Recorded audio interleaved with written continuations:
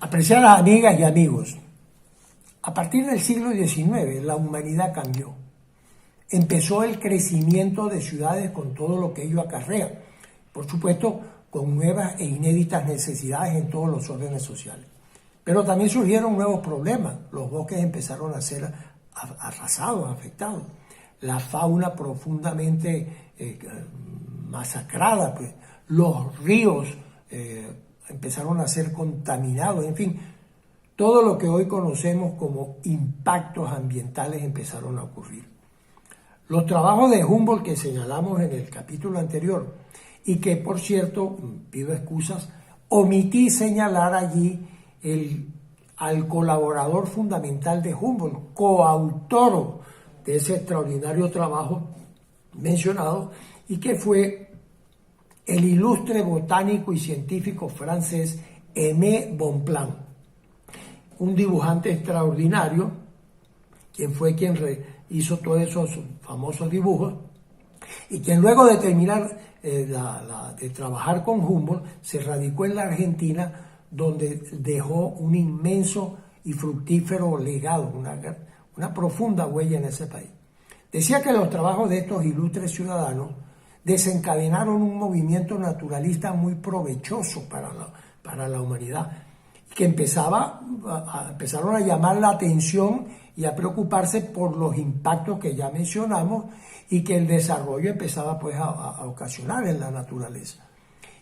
Eso llevó a un vigoroso y progresivo movimiento conservacionista dirigido a la necesidad de preservar espacios naturales necesarios para poder sostener los órdenes en la naturaleza. Así la cosa fue a comienzos del siglo XX, cuando Theodore Roosevelt, presidente de los Estados Unidos, un hombre que dio muchísimo de qué hablar en su momento, y que unido a esa personalidad telúrica que lo caracterizó, digamos, tenía una complementariedad. Roosevelt era un gran conservacionista, un hombre que amaba la vida al aire libre, un gran naturalista y que tenía conceptos muy claros sobre el tema. Bueno, Theodore Roosevelt decidió crear en su administración el Sistema Nacional de Tierras Protegidas, el primer país del planeta en tomar una decisión de ese calibre.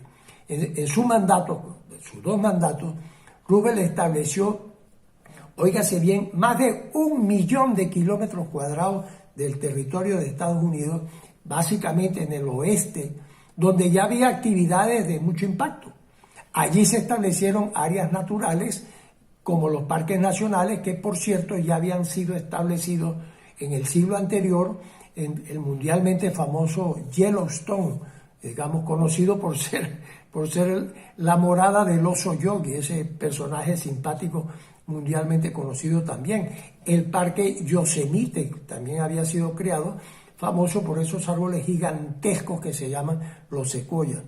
Además de esos parques nacionales, también se establecieron refugios de fauna, santuarios de aves, de mamíferos, desarrollos y zonas de desarrollo hidráulico y la protección de las cuencas que iban a drenar a esos desarrollos hidráulicos, monumentos naturales, en fin, todo un conjunto de denominaciones especiales y bien definidas en su propósito y por supuesto dotadas de un reglamento. Así se creó esas áreas y además se crearon una serie de servicios nacionales, entre ellos el Servicio Nacional de Bosques y luego las bases de lo que fue después el Servicio Nacional de Parques.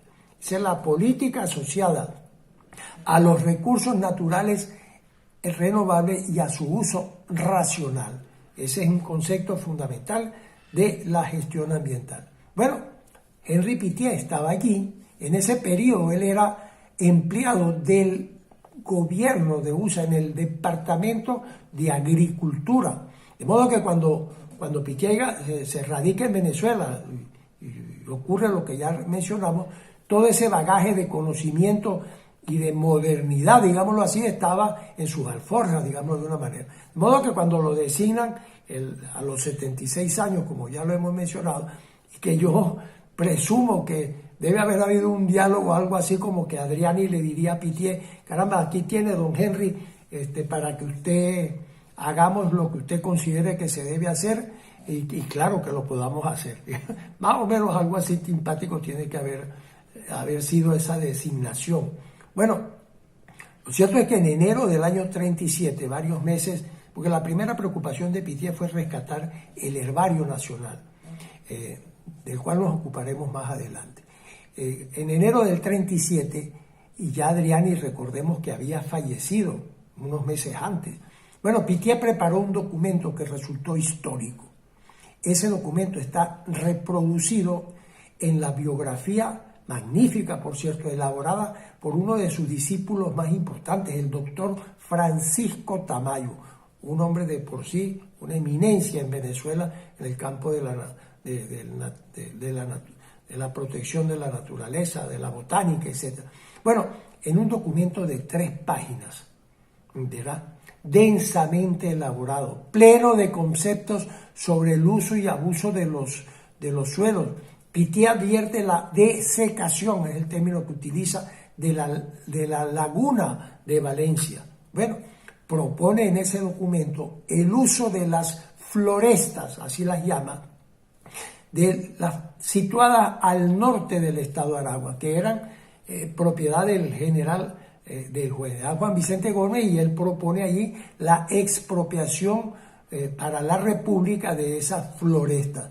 Incluso opina que allí se debería desarrollar, da 2 opciones: una actividad forestal moderna o crear un parque nacional como ya existía en otras partes del mundo. Y señala complementariamente el enorme atractivo turístico que tendría esa declaratoria en esa serranía. Debe haber sido la primera vez, supongo yo, que se mencionan ambos conceptos en la historia de la administración pública venezolana. Ese memorándum, amigos míos, no es un memorándum más. No es un simple y convencional texto burocrático.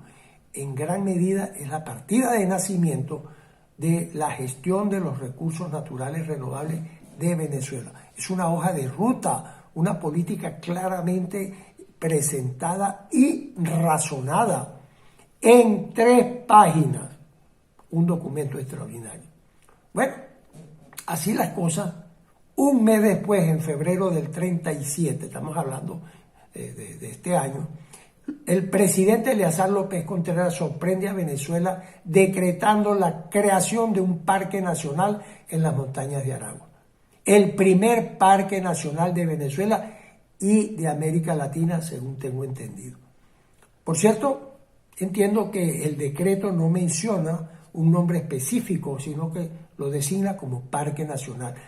Y el uso y la costumbre ulterior le dio el nombre de Rancho Grande, que por medio del cual fue conocido hasta que el año 53, 3 años después del fallecimiento de nuestro gran ilustre naturalista, el régimen de entonces decidió la designación de ese parque con el nombre del doctor Pittier, y se le conoce como hasta el día de hoy de esa manera: Parque Nacional Henry Pittier, pionero de los parques nacionales de Venezuela.